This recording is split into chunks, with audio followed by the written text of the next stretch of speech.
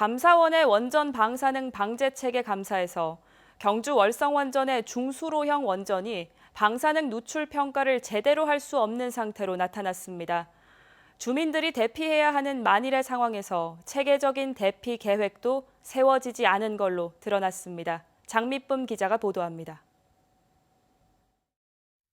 국가 방사능 방제 시스템은 원전 사고 발생 시 예상 방사선량 평가와 주민 대피 계획 수립을 목표로 합니다.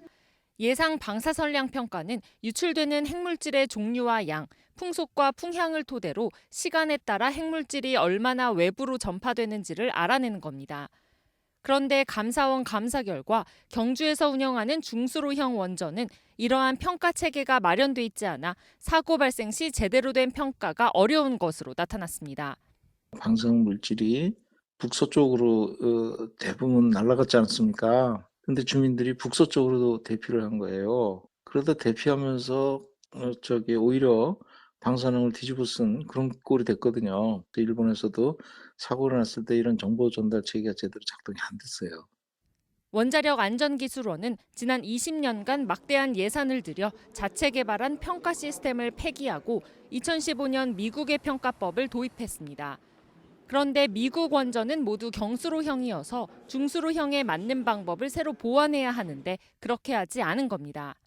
그런 사고에 대해서 항상 좀 안이하게 안 일어난다라고 전제하든지 아니면 늦게 대응하든지 이게 전체 우리 원자력 산업계가 계속 국제적인 흐름이나 심지어 미국의 흐름에 대해서도 10년, 20년, 30년 늦게 대응한다는 것 자체가 이 수동적인 자세를 가지고 임하고 있다. 원자력 안전기술원은 미국, 캐나다와 협력해 이 평가법에 월성 원전의 특성을 반영하는 등 시스템을 보완하겠다는 입장을 밝혔습니다. 원전 사고 발생에 대비한 주민 대피 계획에서도 허점이 발견됐습니다. 도로별 교통량을 파악하고 정확한 대피로를 제시해 주민들이 신속하게 대피할 수 있도록 해야 하지만 경상북도는 이러한 시스템이 없는 것으로 나타났습니다. 경상북도는 경주와 울진은 대중교통이 아닌 버스나 승용차로만 대피가 가능하다는 점에서 타 시도와 차이가 있다며 이를 반영한 정부 용역이 진행 중이라고 밝혔습니다. 효율적인 주민 대피를 위한 집결지 및 고소를 지정하여 운영 중에 있으며 현재 행안부에서 교통량 분석에 대한 용역 중에 있습니다. 이와 함께 우리도 지역 상황에 맞는 주민 대피에 대한 교통량 흐름을 분석해 나갈 계획입니다.